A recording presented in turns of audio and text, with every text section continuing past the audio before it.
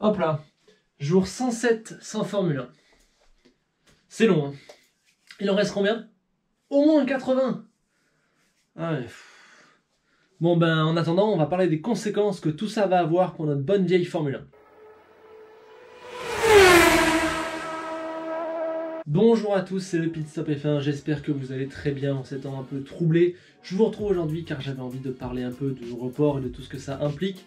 Alors le but ici sera pas de demander si c'est une bonne ou une mauvaise solution, de chercher des éventuelles solutions pour un nouveau calendrier, parce qu'on maîtrise que 1% des éléments, donc ça me paraît pas très intéressant.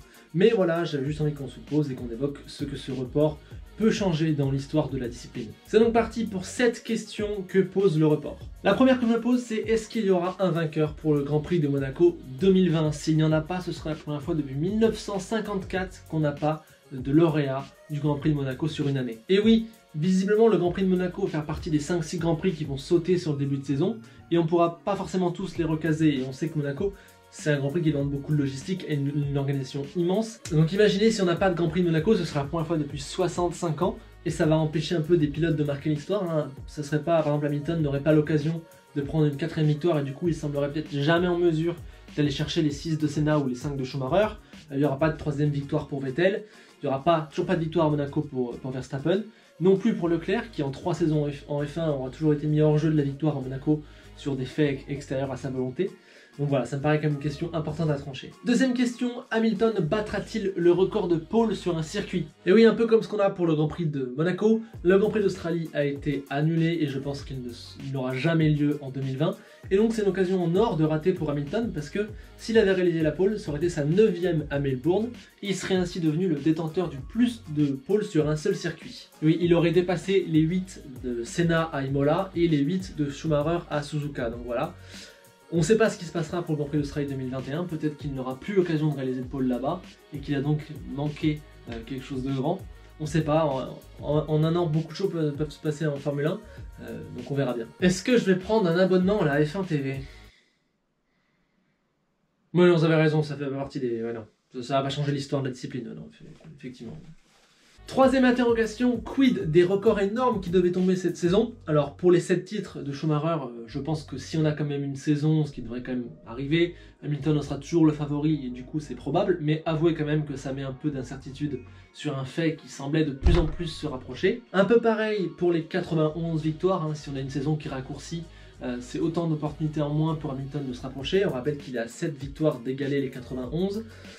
Voilà, si on a une saison à 12 Grands Prix, ça lui en fait plus de 60% des Grands Prix à remporter, c'est énorme. Donc à voir, surtout qu'on sait que peut-être qu'il aura plus l'occasion en 2021 de gagner. Voilà, tout peut être bouleversé. Alors on n'en est pas encore là, mais imaginez si les records de Schumacher tiennent grâce à une pandémie. Moi je trouve ça incroyable de se projeter là-dedans, même si pour l'instant on a très peu d'éléments, c'est juste de la supposition, mais tout peut arriver quoi. Un peu pareil également pour le record de Grand Prix détenu par Barrichello. Alors Kimi lui en manque 10, je pense quand même qu'on aura 10 Grands Prix cette saison. Pour l'instant on devrait les avoir, au moins 10, mais rien n'est sûr. Donc voilà, tant que les Grands Prix n'ont pas été courus, le record appartient à Barrichello. Et tant qu'on est sur Kimi, s'il avait décidé de prendre sa retraite à la fin de la saison, chaque Grand Prix qui n'est pas disputé est un Grand Prix de moins pour Raikkonen dans sa carrière, et un Grand Prix de moins où on peut le regarder, donc attention quoi. Quatrième question que je me pose, est-ce qu'il va tout de même y avoir des changements de pilotes entre 2020 et 2021? Ou autrement dit, est-ce que les pilotes qui sont un peu sur la sellette en 2020 vont avoir suffisamment l'occasion de prouver qu'ils méritent leur place pour 2021? C'est une vraie question que je me pose. Est-ce que le report n'est pas en train de bouleverser la carrière de pilotes, que ce soit les pilotes actuellement en Formule 1 ou les jeunes qui sont en F2, en F3? Est-ce qu'eux vont pas perdre une année de leur carrière, ce qui est énorme pour des jeunes de leur âge? On peut prendre par exemple l'exemple de Kat, peut-être que Red Bull avait envie de le remplacer par, je sais pas, Juri Vips par exemple, mais si aucun des deux n'a fait plus de 10 Grands Prix dans la saison, est-ce que ça tient toujours? Si oui, bah c'est un peu dégueulasse pour Kat. Sinon, ça veut dire que Kat, qui aurait dû partir, va faire un an de plus, que ça ralentit aussi la progression de Vips. Bon, je pars un peu loin, mais je pense que c'est des questions qu'on va être amené à se poser. Et ça marche un peu avec toutes les écuries, on peut se demander que fera Vettel, que fera Gasly, que fera Alfa Romeo, et aussi que fera Mercedes. C'est un gros point, Mercedes qui avait plusieurs choix à faire en fin de saison, choisir entre Bottas et Russell, voir ce qui se passe avec Hamilton, voir ce qui se passe avec Toto Wolff, et peut-être se mettre un peu plus en retrait de la F1. On sait que le partenariat avec Ineos n'est pas anodin, donc voilà, il y a des questions qui sont en suspens et qui maintenant sont carrément mises sous cloche. 5e question que je me pose, est-ce que cela change la donne pour As? Alors on l'a vu ces dernières semaines, Gene Haas commençait à avoir un discours en disant « Bon, si ça marche pas en 2020, on se posera la question, on est là depuis 2015, 2016, on est là pour tester, on aura vu après 5 ans ce que ça donne, nanana. » Mais voilà, s'il n'y a pas beaucoup de Grands Prix cette année, que ça se passe encore mal pour Haas, voilà, dans quelle mesure ce report affecte une éventuelle décision de Haas? C'est une question auquel j'ai pas la réponse et que je trouve vraiment assez fascinante. En tout cas, la seule chose qu'on peut dire, c'est que depuis 2 ans, 1 an et demi, Haas, c'est un calvaire de bosser dans cette équipe. C'est un truc de fou. 6e question, quelle écurie perd le plus gros à cause du report? Alors, pour Mercedes, bah, c'est quand même très embêtant parce que tu semblais avoir la meilleure voiture, tu semblais parti pour une autre année de domination, faire les 7 titres d'affilée, ce qui n'avait jamais été fait, et là, c'est mis en suspens, quoi. Pour Red Bull aussi, un peu dégoûté parce que tu semblais avoir une voiture qui est très compétitive, tu semblais avoir passé un step sur le moteur, tu as un Verstappen qui est au sommet. Est-ce que tu pourras faire de Verstappen le plus jeune champion du monde?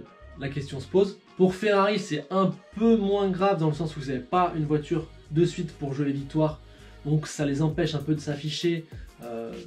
Si c'était une année sans pour Ferrari, tant mieux qu'elle n'ait pas vraiment lieu, quoi. McLaren, AlphaTauri, difficile d'estimer. Bon, ils y perdent forcément parce qu'ils aimeraient courir, mais quelles sont les conséquences à long terme? C'est pour l'instant difficile de tirer des conclusions.